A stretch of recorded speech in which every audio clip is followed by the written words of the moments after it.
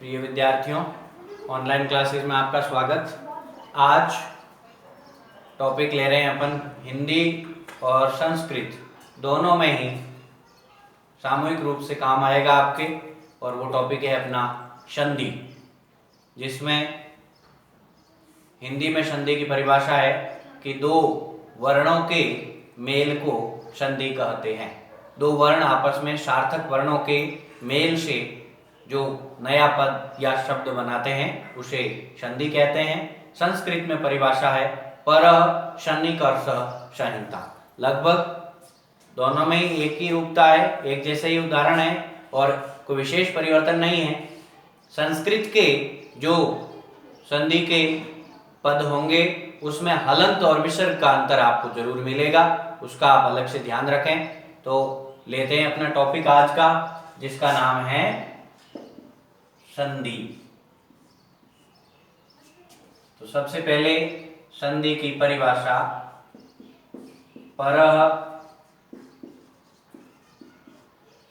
सन्निकर्षः संहिता। संहिता संधि का ही एक नाम है। परः सन्निकर्षः संहिता यानी दो वर्णों का पास पास आ जाना, निकट आना, मिलना संधि कहलाता है। जिसे सरल अर्थ में छोटे हिंदी की परिभाषा में कहेंगे तो बिल्कुल छोटी सी और सरल परिभाषा कि दो वर्णों के मेल को, मिलने को संधि कहते हैं। ये संधि की परिभाषा है। अब संधि के अलग अलग भेद या प्रकार। तो संधि के मुख्य रूप से तीन प्रकार है। संधि के मुख्य रूप से तीन प्रकार है। पहला अच या स्वर संधि, दूसरा हल या व्यंजन संधि और तीसरा है विसर्ग संधि। ये तीन भेद है।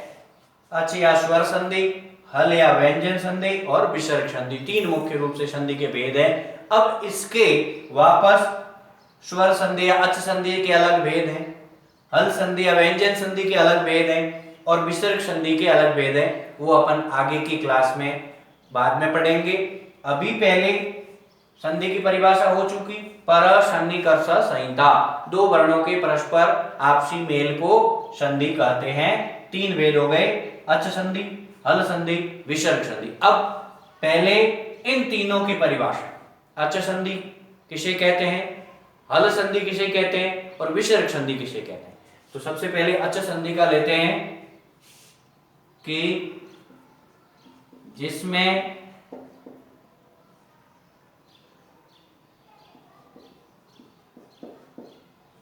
स्वरों के मेल से विकार या परिवर्तन होता है।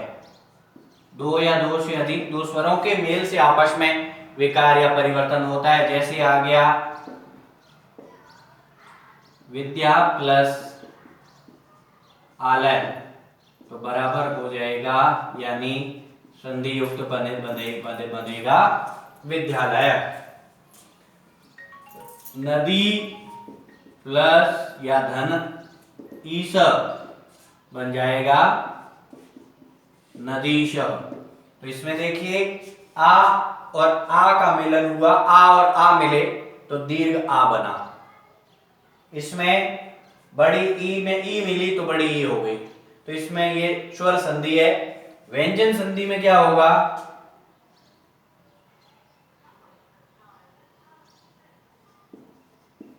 स्वर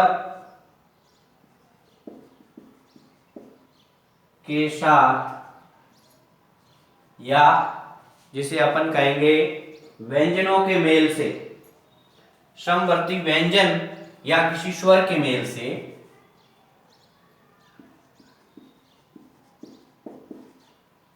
समवर्ती व्यंजन या स्वर के मेल से जो परिवर्तन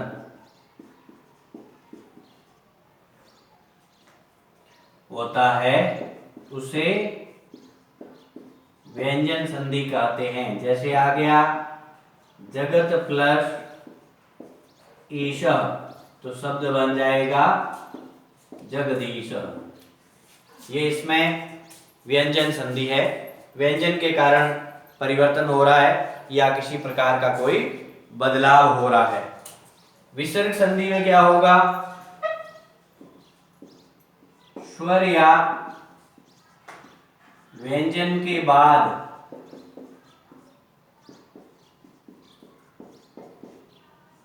विसर्ग आने पर जो परिवर्तन होता है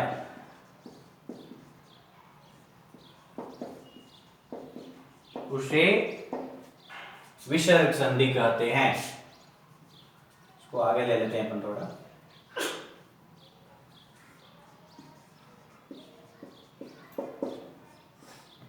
जैसे आ गया मन धन हर, तो हो जाएगा मनोहर। तो ये विसर्ग संधि के उदाहरण है। संधि की परिभाषा हो गई, भेद हो गए तीनों, और तीनों भेद की परिभाषा और इनके उदाहरण हो गए।